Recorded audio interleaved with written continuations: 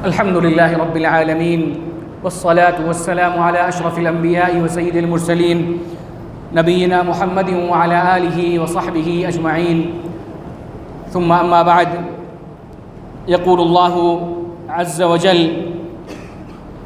ربما يود الذين كفروا لو كانوا مسلمين ذرهم يأكلوا ويتمتعوا ويلههم الأمل فسوف يعلمون۔ سورۃ الحجر اور سورۃ النحل تلاوت کی گئی ہے۔ سورۃ الحجر میں اللہ رب العالمین نے قوم سمود کا تذکرہ کیا جو کہ صالح علیہ السلام کی قوم تھی۔ حجر کہتے ہیں حفظ کو، یعنی حفاظت کو۔ یہ قوم ایسی تھی کہ یہ پہاڑوں میں گھر بنا کر رہتی تھی، پہاڑوں کو تراش کر یہ گھر بناتی تھی اور اسی میں رہتی تھی، یعنی اپنی جانوں کی حفاظت کے لیے انہوں نے پہاڑوں میں گھر بنا لیا تھا کہ کوئی بارش ہو یا ہوا چلے تو ہماری جانیں، ہمارے اسباب، ہمارے مال محفوظ رہیں۔ آج بھی یہ بستی جہاں یہ رہتے تھے مملکت سعودی عربیہ کے اندر آج بھی موجود ہے۔ مدینہ سے اگر تبوک کی طرف اگر ہم جائیں تو بیچ میں یہ بستیاں پڑتی ہیں، اور بہت ہی ایسے بلند و بالا مکانات جو انہوں نے پہاڑوں میں رہ کے بنائے تھے، دیکھ کر تعجب ہوتا ہے کہ یہ کیسے انہوں نے اس کو بنایا۔ لیکن ان کا یہ خیال تھا کہ ہم اللہ رب العالمین کے عذاب سے بچ جائیں گے، اپنی جانوں کی حفاظت ہو جائے گی، لیکن ہوا نہیں۔ اللہ رب العالمین کی نافرمانی کرنے کی وجہ سے ان پر عذاب بھی آیا۔ سورۃ الحجر اس کو سورۃ الحفظ بھی کہا جاتا ہے۔ حفظ اس معنوں میں کہ اللہ رب العالمین نے اس میں کئی چیزوں کی حفاظت کا تذکرہ کیا۔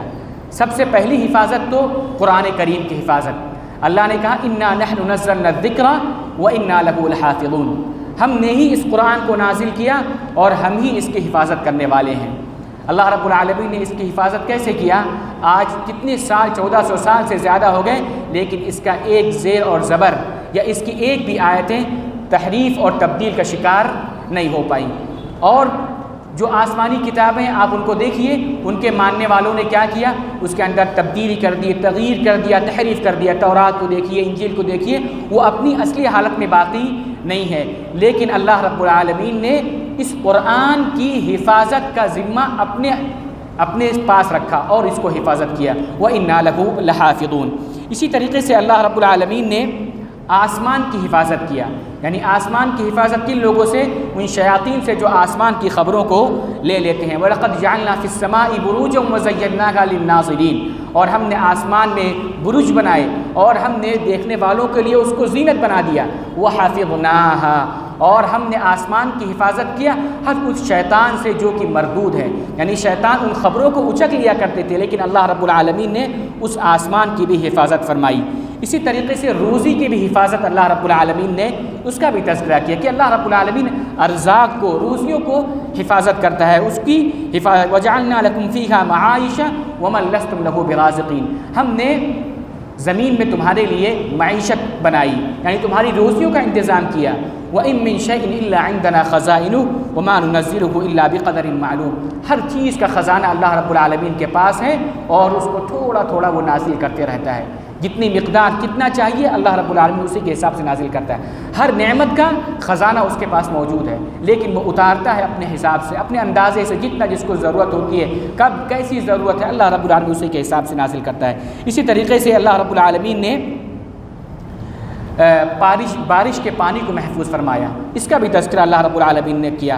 وَأَرْسَلْنَا الرِّيَاحَ لَوَاقِحَ فَأَنزَلْنَا مِنَ السَّمَاءِ مَاءً فَأَسْقَيْنَاكُمُوهُ وَمَا أَنْتُمْ لَهُ بِخَازِنِينَ، ہم نے ہواؤں کو بوجھل بھیجا جو بارش کو نازل کرتی ہیں۔ فَأَسْقَيْنَاكُمُوهُ، ہم نے اس کو تم اس سے پیتے ہو، ہم نے تمہیں سیراب کیا اس سے۔ وَمَا أَنْتُمْ لَهُ بِخَازِنِينَ، اور تم اس کا حفاظت کرنے والے نہیں ہو، بلکہ اللہ رب العالمین اس کی حفاظت کرنے والا ہے۔ اسی طریقے سے اللہ رب العالمین نے بندوں کی حفاظت شیطان سے کیا، یعنی شیطان انسان کو بہکاتا ہے، ورغلاتا ہے، لیکن اللہ رب العالمین نے اپنے بندوں کی حفاظت کی۔ ان عبادی لیس لک علیہم سلطان الا من اتبعک من الغاوین، جب شیطان نے وعدہ کیا کہ ہم تیرے بندوں کو ہم کیا کریں گے؟ بہکائیں گے. لَأُزَيِّنَنَّ لَكُمْ فِي الْأَرْضِ یعنی کہ گناہوں کو مزین کر کے وَلَأُغْوِيَنَّكُمْ أَجْمَعِينَ اور سارے لوگوں کو ہم اغوا کر لیں گے یعنی تیرے راہ سے پھیر دیں گے. تو اللہ نے کہا اِنَّ عِبَادِي میرے کچھ بندے ایسے ہوں گے لَيْسَ لَكَ عَلَيْهِمْ سُلْطَان تیرا زور ان پر چلے گا نہیں إِلَّا مَنِ اتَّبَعَكَ مِنَ الْغَاوِينَ مگر جو شخص تیری پیروی کرے گا شیطان کی وہ کیا ہو جائے گا؟ گمراہ ہو جائے گا، راہ راست سے بھٹک جائے گا. جو مخلص بندہ ہوگا اللہ رب العالمین کے احکام کو ماننے والا ہوگا وہ شیطان کے اس میں نہیں آئے گا. اللہ رب العالمین اس سے اس کی حفاظت کرے گا. ایک حفاظت کا تذکرہ اللہ رب العالمین نے اور کیا، وہ اپنے حبیب جناب محمد رسول اللہ صلی اللہ علیہ وسلم کی حفاظت کا. اللہ نے فرمایا اِنَّا كَفَيْنَاكَ الْمُسْتَهْزِئِينَ ہم کافی ہیں ان لوگوں کے لیے جو آپ کا مذاق اڑا رہے ہیں، جو آپ کا مذاق اڑا رہے ہیں، آپ کو برا بھلا کہہ رہے ہیں، آپ کا مذاق اڑا رہے ہیں، ہم ان کے لیے کافی ہیں. آج بھی جو نبی علیہ السلام کا مذاق اڑائے گا اللہ رب العالمین اس کا انجام بہت برا کرے گا. واقعات اس سلسلے میں شاہد ہیں کہ جس میں بھی اللہ رب العالمین کے حبیب جناب محمد رسول اللہ صلی اللہ علیہ وسلم کا مذاق اڑایا، استہزاء کیا، کارٹون بنائے، کسی بھی قسم کا کوئی بھی استہزاء کرنا ہو، اللہ رب العالمین اس کے لیے کافی ہے. نبی علیہ السلام کی حفاظت اللہ رب العالمین نے کر لی ہے. اسی طریقے سے اللہ رب العالمین آخر میں اسی حفاظت کے تذکرے میں اللہ رب العالمین مومنین کی حفاظت کرتے فرماتا ہے ان المتقین فی جنات وعیون ادخلوها بسلام آمنین ونزعنا ما فی صدورهم من غل اخوانا علی سرر متقابلین کہ جو متقی ہوگا اللہ رب العالمین اس کی حفاظت کرے گا کس سے؟ جہنم سے. اللہ رب العالمین اس کی حفاظت کرے گا، اس کو جنت میں داخل کرے گا. ایسی نہریں، ایسی جنت جس میں نہریں جاری ہوں گی. ادخلوها بسلام آمنین داخل ہو جاؤ سلامتی کے ساتھ، امن کے ساتھ. دنیا میں جو عمل کیے متقی، اللہ رب العالمین کے لیے عبادتیں کی، اللہ رب العالمین بتلا دے گا کہ جنت میں داخل ہو جاؤ. خلاصہ یہ ان ساری حفاظتوں کا خلاصہ یہ ہے احفظ اللہ یحفظک تم اللہ کی حفاظت کرو اللہ تمہاری حفاظت کرے گا. اللہ کی حفاظت کیسے کریں گے؟ ہم اس کے اوامر کی، اس کے حکم کی پابندی کر کے، اس کی منع کردہ چیزوں سے بچ کے ہم اللہ کی حفاظت کریں گے، اللہ ہماری حفاظت کرے گا. اللہ کے نبی کی حدیث ہے احفظ اللہ یحفظک تم اللہ کی حفاظت کرو اللہ تمہاری حفاظت کرے گا. اسی طریقے سے اللہ نے اس سورہ میں فرمایا یہ جو کفار ہیں ذرہم یاکلوا ویتمتعوا یہ کہتے ہیں تمنا کریں گے کہ کاش ہم مسلمان ہو گئے ہوتے. اللہ کہتا ہے ذرہم چھوڑ دو ان کو، یاکلوا کھائیں، یتمتعوا دنیا سے فائدہ اٹھائیں، ویلہہم الامل ان کو تمناؤں نے غافل کر دیا ہے. جو تمنا کرتے ہیں نا کہ ہم دنیا میں اور جئیں گے، یہ کر لیں گے، وہ کر لیں گے، وَيُلْهِهِمُ الْعَمَلِ ان کو اس تمناؤں نے غافل کر دیا ہے. فَسَوْفَ يَعْلَمُونَ ان قریب یہ جان جائیں گے، ان کی موت آئے گی، قیامت آئے گی، یہ جان جائیں گے کہ کس دھوکے میں تھے. اسی لیے کہتے ہیں کہ دنیا میں جس کا دل زیادہ لگ جاتا ہے اس کی تمنائیں بڑھ جاتی ہیں. دل جس کا دنیا میں زیادہ لگ جاتا ہے اس کی تمنائیں بڑھ جاتی ہیں، آخرت کے لیے اس کا عمل کیا ہو جاتا ہے؟ کم ہو جاتا ہے. اسی لیے دنیا میں زیادہ دل نہیں لگانا چاہیے. دنیا میں جس کا دل زیادہ لگے گا تمنائیں زیادہ ہوں گی، آرزویں زیادہ ہوں گی، خواہشیں زیادہ ہوں گی، امنگیں زیادہ ہوں گی، آخرت کی طرف سے رجحان کم ہو جائے گا، آخرت کی طرف انسان توجہ کم کرے گا. اسی طریقے سے اللہ رب العالمین نے رزق کے معاملے کو اس کے اندر بیان فرمایا اور بہت ساری چیزوں کا تذکرہ فرمایا. سورہ فاتحہ کا اللہ رب العالمین نے اس کے اندر تذکرہ فرمایا. اس کے بعد سورۃ النحل میں اللہ رب العالمین نے نعمتوں کا تذکرہ کیا. اللہ رب العالمین نے انسانوں کو، اپنے بندوں کو جو نعمتیں ہیں دی ہیں اس کا تذکرہ اللہ رب العالمین نے فرمایا. شہد ہے، جانور ہیں، چرند ہیں، پرند ہیں، سارے کے سارے لوگوں کا اللہ رب العالمین نے اس میں تذکرہ کیا. اور اس میں ایک بہت بڑی نعمت کا تذکرہ کیا اللہ رب العالمین نے، وہ ہے بیٹی کی نعمت. بیٹی کی نعمت. جاہلیت میں کیا ہوتا تھا؟ وَإِذَا بُشِّرَ أَحَدُهُم بِالْأُنثَىٰ ظَلَّ وَجْهُهُ مُسْوَدًّا وَهُوَ كَظِيمٌ کہ جو جاہلیت میں جو عرب تھے جب ان کو بیٹی کی پیدائش کی خبر دی جاتی تھی تو ان کا چہرہ سیاہ ہو جاتا تھا، وہ غضبناک ہو جاتے تھے کہ کیسے میرے گھر میں لڑکی کی ولادت ہو گئی. اور کیا کہتا تھا؟ وَإِذَا بُشِّرَ أَحَدُهُم بِالْأُنثَىٰ ظَلَّ وَجْهُهُ مُسْوَدًّا وَهُوَ كَظِيمٌ يَتَوَارَىٰ مِنَ الْقَوْمِ مِنْ سُوءِ اپنی قوم والوں سے منہ چھپا کے پھروں میں. يَتَوَارَىٰ مِنَ الْقَوْمِ مِنْ سُوءِ مَا بُشِّرَ بِهِ اس چیز کی وجہ سے، وہ جو لڑکی کی بشارت مجھ کو ملی ہے، خوشخبری ملی، اس کی وجہ سے میں منہ چھپاتا پھروں قوم والوں سے، اپنے معاشرے میں منہ چھپا پھروں. یتوارا من القوم من سوء ما بشر به ام یدسه فی التراب یا یہ کہ میں اس ایمسکه علی ہون ام یدسه فی التراب یا یہ کہ میں اس کو زندہ درغور کر دوں، یعنی اس چیز کو، یعنی لڑکی کو میں زندہ درگور کر دوں، انہیں زمین میں دفن کر دوں، یا یہ کہ میں اس بے عزتی کو لیتے ہوئے پھروں، اس بے عزتی جو میری ہوئی ہے اس کو لے کر میں پھروں۔ یہ ان کا عقیدہ تھا، یہ ان کی سوچ تھی۔ لڑکی پیدا ہوتی تھی تو کیا کرتے تھے؟ وہ اس کو دفن کر دیتے تھے۔ وہ سمجھتے تھے کہ یہ عار ہے، یہ بے عزتی ہے، یہ بے عزتی سمجھتے تھے۔ تو اللہ رب العالمین نے اسی کا تذکرہ کیا، ان کا یہ فعل درست نہیں ہے۔ یہ بیٹیاں اللہ کی نعمت ہیں، اللہ رب العالمین کی گفٹ ہے، یہ اللہ رب العالمین نے تمہیں عطا کیا، یہ زینت ہے یہ۔ اور آج بھی اگر کوئی شخص عورت پر یا بیٹی پر یا لڑکی پر ظلم کرتا ہے تو اس کا مطلب یہ کہ کچھ نہ کچھ جاہلیت اس کے اندر موجود ہے، جاہلیت کی خو اس کے اندر کچھ نہ کچھ موجود ہے، اس لیے کہ یہ ان کا تھا، یہ ان کا رویہ تھا، یہ ان کا طرز عمل تھا۔ تو لہذا بیٹیوں کے تئیں ہمارا رویہ بہت مشفقانہ، رحمہ اور رحم کرنے والا، ان کی تربیت کے سلسلے میں بہت زیادہ حساسیت ہونی چاہیے، اور ان کو عار نہیں سمجھنا چاہیے، ان کو بوجھ نہیں سمجھنا چاہیے۔ یہ بیٹیاں اللہ رب العالمین کی جانب سے کیا ہوتی ہے؟ گفٹ ہوتی۔ اس کے بعد اللہ رب العالمین نے شہد کا تذکرہ کیا۔ وَأَوْحَىٰ رَبُّكَ إِلَى النَّحْلِ یعنی تخلی، کیسے شہد اللہ رب العالمین ہمیں دیتا ہے، مکھی کہاں سے کہاں جاتی ہے، کیسے لاتی ہے، پھولوں پہ بیٹھتی ہے، وہ پورا تذکرہ اللہ رب العالمین نے۔ دودھ جو ہم استعمال کرتے ہیں، کیسے اللہ رب العالمین کہتا ہے مِن بَيْنِ فَرْثٍ وَدَمٍ لَبَنًا خَالِصًا، یعنی کیسے گوبر اور خون کے بیچ سے اللہ رب العالمین دودھ ایسا نکالتا ہے کہ صاف شفاف پینے والوں کے لیے لذت دار، کیسے اللہ رب العالمین نکالتا ہے۔ یہ ساری کی ساری نعمتیں اللہ رب العالمین اس کے اندر ذکر کرتا ہے۔ اپنے مکان کا تذکرہ کرتا ہے، وَاللَّهُ جَعَلَ لَكُم مِّن بُيُوتِكُمْ سَكَنًا، یہ جو مکان ہے، جو گھر ہے تم کو دیا اللہ رب العالمین، اس میں تمہیں سکون ملتا ہے۔ اللہ رب العالمین نے وہ سکونت کے لیے بنایا۔ انسان کہیں سے بھی آتا ہے، اپنے گھر میں آتا ہے، سکون حاصل کرتا ہے۔ کبھی ہم نے دیکھا، کبھی اپنے غور کیا ہے کتنی بڑی نعمت ہے اللہ رب العالمین کی، گھر اللہ رب العالمین کتنی بڑی نعمت ہے۔ یہ ساری نعمتوں کا اللہ رب العالمین نے تذکرہ کیا۔ اس کا کہتا ہے اللہ رب العالمین یعرفون نعمت اللہ ثم ینکرونها، تم اللہ کی نعمتوں کو جانتے ہیں وہ لوگ، ثم ینکرونها، پھر بھی اس کا انکار کرتے ہیں، پھر بھی اس کی کفران نعمت کرتے ہیں۔ وہ اکثرهم الکافرون، اس میں اکثر کیا ہے؟ یہ کافر ہیں۔ اس کے بعد اللہ رب العالمین نے ایک بہت ہی جامع اصول عطا فرمایا، ان اللہ یأمر بالعدل والاحسان وایتاء ذی القربى وینہی عن الفحشاء والمنکر والبغی، کہ اللہ رب العالمین تمہیں عدل کا حکم دیتا ہے۔